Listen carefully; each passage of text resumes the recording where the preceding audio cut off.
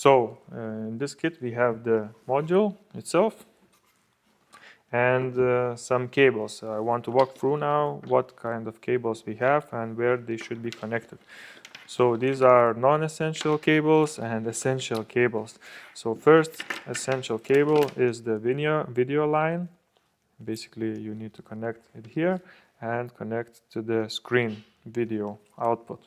Second cable is the cable that connects to the steering wheel line. It takes CAN signal from the steering wheel panel. We will show you later where it is. Third cable is the head unit cable, Limbus line. So it connects to one of the head units, and it's important that there are two head units in this car. And the next cable is main power cable. It also connects to the main head unit and also connects to this socket here on the module, while these two cables connect directly to this cable as an addition of CAN bus and LIN bus lines. And supportive cables, how we call it, is microphone cable, USB cable, and also we have rear view camera cable, and also we have aux cable, which connects to the power harness and connects to the car socket of aux if it's needed. So to install this module in such car, this is Opel Insignia 2017, we need to access several parts of the interior. So first part, the steering wheel, is you just lift up this panel, and here you can find the connector, which we will have to access and connect adapter cable. Secondly, we have the HMI model. This is HMI 2.0. It also works with 2.5. And here we will have to connect one cable and the video cable as well. And third part where we have to access is access the main head unit. We need to remove this kick panel we have here, and over there we'll show you there is another head unit where we have to connect the main power cable. So first of all, we take this power cable and connect it to the steering wheel controller panel.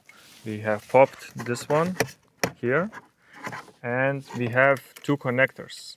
Only one connector will be required for your car. This is variation of two connectors in order to have two variations, but only one has to be connected. So in this case, we disconnect this top part, top connector, black, next to the airbag connector. We disconnect it. We connect the adapter cable, and we connect the cable back in.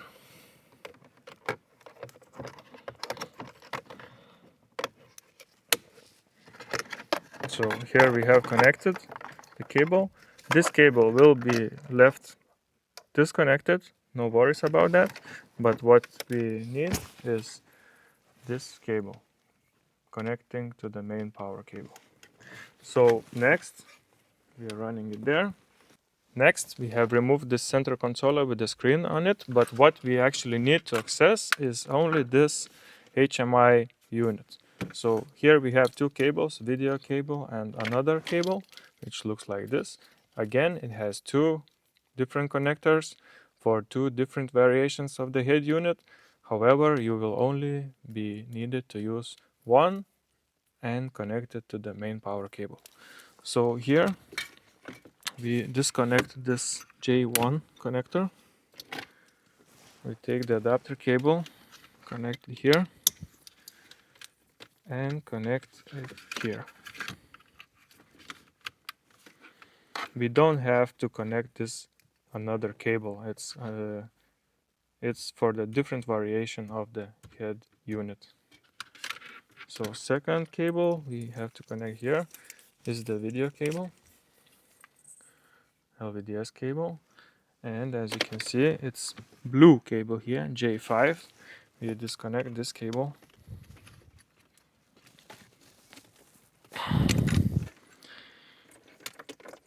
take one end, connect it here.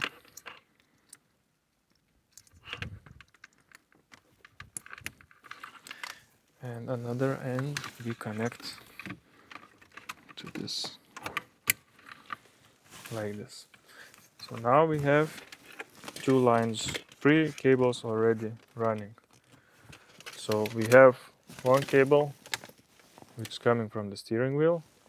We have video cable and another cable from the head unit. We have three cables connected. So next we will see how to connect the main head unit. Okay, so now we are connecting main power cable, and we saw that we have three cables already connected running to power cable, so we can connect it now. So basically you take this is the steering wheel adapter cable and you connect to this socket, only two cable socket, there isn't any other socket that will fit this cable, so we connect it here. Another part is at this end we have this CAN bus and LIN bus adapter. We remove this part, this becomes unnecessary. For some cars maybe it can work like this, but for some cars you have to have additional signal, and you remove this one, then you connect the head unit power cable which we have installed previously, this one, and we connect it here like this. So in this manner we have two cables connected to the main power cable like this. So we take the box, we can connect one cable here, we can connect the video cable as well, and what is left we have to connect to the main head unit, which is in the right side passenger footrest. Now we will connect that cable as well. So we have to access this gray cable on this control module.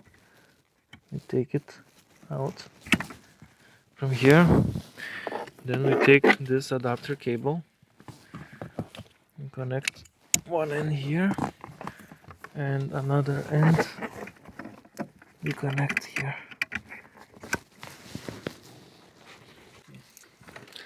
So since we have connected the power cable and the supporting cables and video cable, we can test if this module works with this system.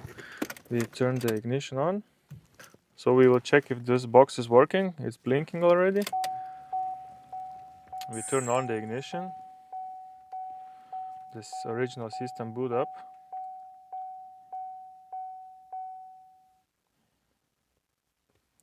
We check if the original menu is working correctly. We can navigate touchscreen and so on. And then we press and hold back. And here you can see the interface of this box. You can control it with a knob, you can control it with touch. Both ways are working. So to go back to original menu, you press back.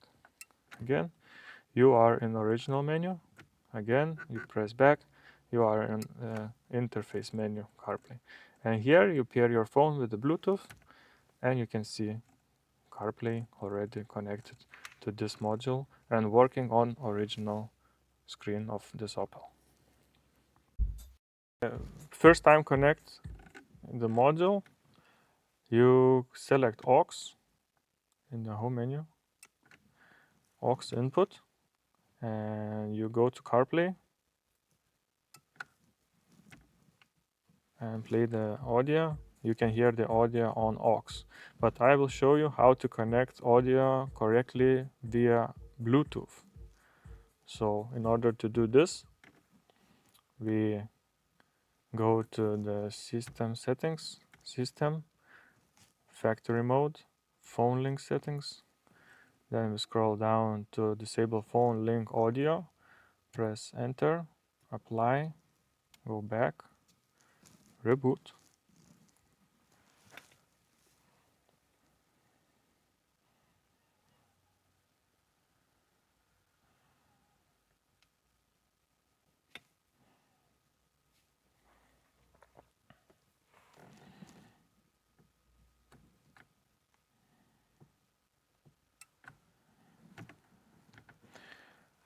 Then we connect to original Opel Insignia, in this case head unit for audio.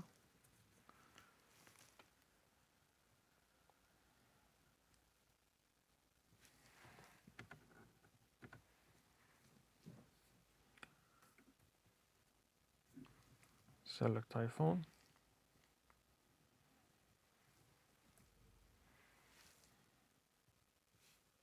It's connected now. And select media. We select media iPhone. And if we go to the head unit CarPlay,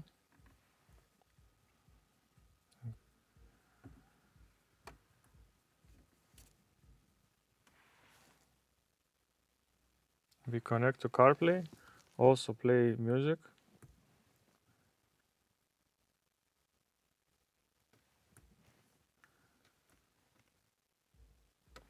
And now you can see the music is playing, but the sound is routed through Opel Insignia Bluetooth. So if we go here, press back,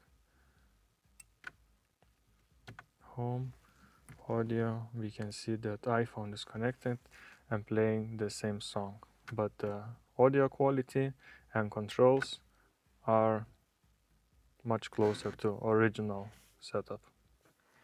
When you have correctly connected all the cables, check the connection with the box, check if there is a sound, check if there is a microphone. It's time to route all these cables under the dashboard, hide everything nicely and neatly, and assemble the trims, and the installation will be complete. We have completely fitted all the cables connected to the main power harness. We had to remove also the glove box, and we found a comfortable space for this module is here between these panels. You can fit it inside there. You can also put something, the anti-vibrational security or tape or something like that, and it will be sitting comfortable there after the installation and then assembly. Hope this video was more informative than our previous one, and hope to see you again on our YouTube channel. Bye.